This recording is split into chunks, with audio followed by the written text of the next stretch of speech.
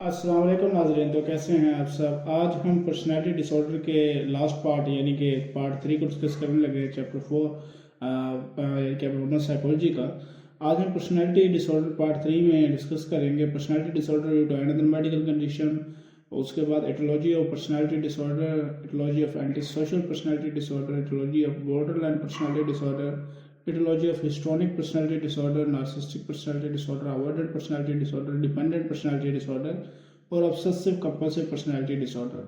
उसके बाद हम ये देखेंगे personality disorder due to another medical condition क्या होती है। पर्सनालिटी यानी कि किसी भी पर्सन की पर्सनालिटी के अंदर कोई भी अगर चेंज आता है जो कि मतलब परसिस्टेंट पर्सनालिटी डिस्टर्बेंस होती है, वो तब स्टार्ट होती है जब एक पर्सन कोई भी एक यानी कि कोई भी फिजियोलॉजिकल जो सब्सटेंस होता है वो ले रहा होता है और उसके सब्सटेंस के यूज़ में या विड्रॉ के सूरत में उसकी जो मतलब कि जो कंडीशन है वो बिगड़ती है, उसकी पर्सनैलिटी में बिगाड़ पैदा होता है। तो हम इसको कहेंगे personality disorder due to another medical condition. इसका डायग्नोस्टिक क्राइटेरिया हम देखेंगे कि एक परसिस्टेंट जो होता है पर्सनैलिटी में डिस्टर्बेंस होती है, वो तब स्टार्ट होती है कि जब एक यानी कि जो पर्सनल के करेक्टरिस्टिक्स थे, पर्सनैलिटी पैटर्न पहले तो ठीक थे, लेकिन जब उसने कोई चीज़ लेना शुरू की उसके बाद उसके पर्सनैलिटी के अंदर वो सारे मसले आना शुरू हो गए। उसके बाद हमें ये देखने की ज़रूरत है कि उसकी जो फिजिकल एग्जामिनेशन और लेबोरेटरी फाइंडिंग जो है उसकी जो मतलब कि उसने जो सब्सटेंस लिया वो हमें करवाने की ज़रूरत है कि ऐसा तो नहीं किसी और मेडिकल यानी कि उसकी मेंटल कंडीशन की वजह से और हम उसको मेडिकल कंडीशन पे ले रहे हैं। जब तक हम उसके यानी कि ये सारी चीज़ें नहीं कंफर्म करवाएंगे लेबोरेटरी फाइंडिंग और फिजिकल एग्जामिनेशन, तब तक हम इसको डायग्नोस नहीं कर सकते। उसके बाद ये जो डिस्टर्बेंस होती है किसी और मेडिकल कंडीशन मेंटल कंडीशन की वजह से ना हो, मेंटल डिस्टर्बेंस की वजह से ना हो। उसके बाद जो डिस्टर्बेंस है ये मतलब कि कोर्स ऑफ डिलीरियम के दौरान मतलब कि एग्जिस्ट नहीं करनी चाहिए, ये इसके डायग्नोस्टिक क्राइटेरिया में होता है। और उसके बाद जो लास्ट वन होता है हमारे पास जो डिस्टर्बेंस होती है सिग्निफिकेंट डिस्ट्रेस काज करती है सोशल ऑक्यूपेशनल और other important areas of life में।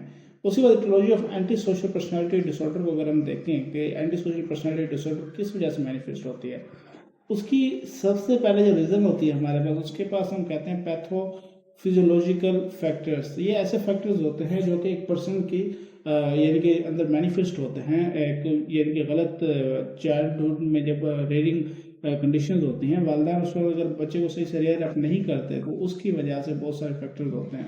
अगर बचपन में बच्चे को चाइल्ड अब्यूज़ किया जाए यानी कि उसके बाद फिजिकली इंसल्ट किया जाए तो उस सूरत हाल में भी उस पर्सन के अंदर anti social personality disorder manifest होती है।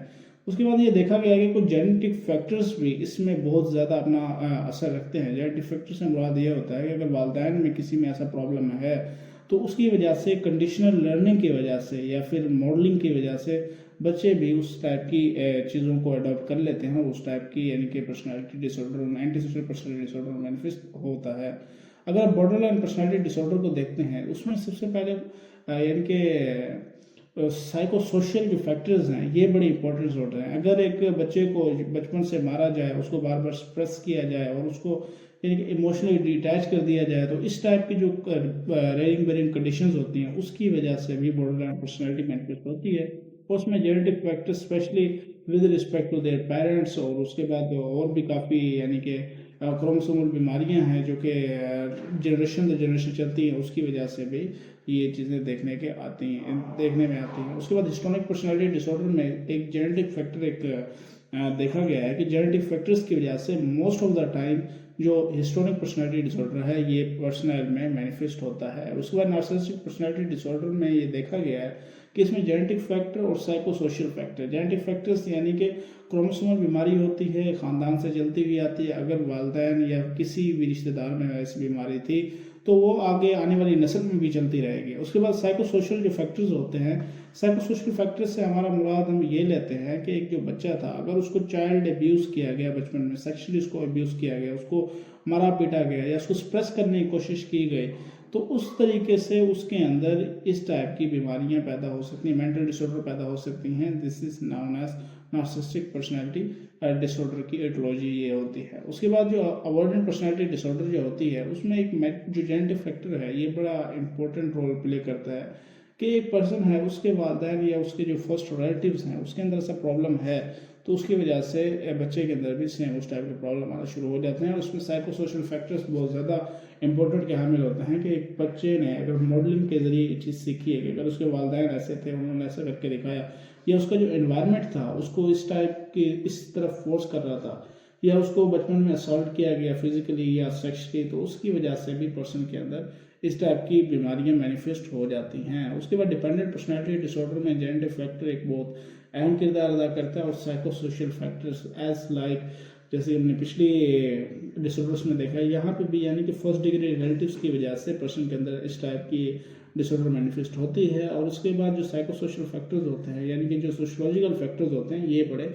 इंपॉर्टेंट होते हैं इस टाइप की मैनिफेस्टेशन के अंदर। ऑब्सेसिव कंपल्सिव पर्सनैलिटी डिसऑर्डर की न्यूरोलॉजी की हम बात करें, उसमें जेनेटिक फैक्टर्स और साइको सोशल फैक्टर्स ये बड़े इंपॉर्टेंट होते हैं।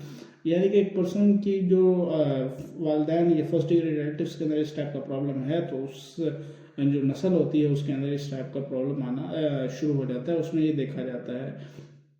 और इसमें इससे ज़्यादा जो चीज़ मैनिफेस्ट होती है ऑब्सेसिव कंपल्सिव पर्सनालिटी डिसऑर्डर, ये होती है साइको सोशल फैक्टर की वजह से, कि बच्चे मॉडलिंग के ज़रिए अपने वालिदैन को देख के या अपने जो क्लोज रिलेटिव्स होते हैं या अपना सर्कल, उनका फ्रेंड सर्कल होता है, तो जिस टाइप की उनकी कम्युनिटी होती है वहाँ से देख के वो एंग्शियस रहना और इस टाइप की यानी कि जो चीज़ें होती हैं वो सीख लेते हैं। ये एक बहुत बड़ा फैक्टर होता है। इसके साथ ही आज का लेक्चर हम क्लोज करते हैं। उम्मीद है आज का लेक्चर आपको समझ आया होगा। And please like share and subscribe this channel for watching more this type of video. तब तक के लिए मिलते हैं आपको नई वीडियो में।